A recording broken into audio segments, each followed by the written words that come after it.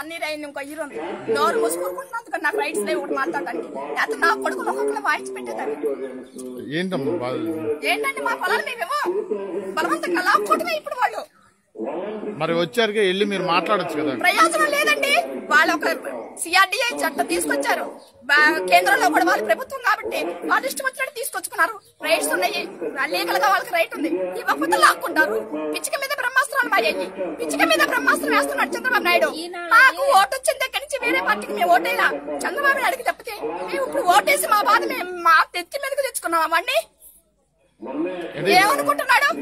సంవత్సరానికి 3 పంటలు పండే భూమిని ఎవరండి? అన్నం తింటే జాతకాలు కూడా పాడు చేసుకున్న భూమి. వాడు పొలం ఏమన్నా ఉంటే ఏమన్నా ఇస్తాడేమో. వాడు పొలం ఏమన్నా ఉంటే ఇస్తాడేమో. నారాయణ గడిస్తాడా? పత్తిపాటి పుల్లారావు గడిస్తాడా వాడు పొలాలు?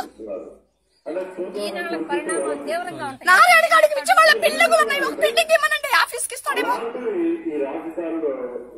మీ పేరేంటమ్మా? నా పేరు సుధారాణి బోయపాటి.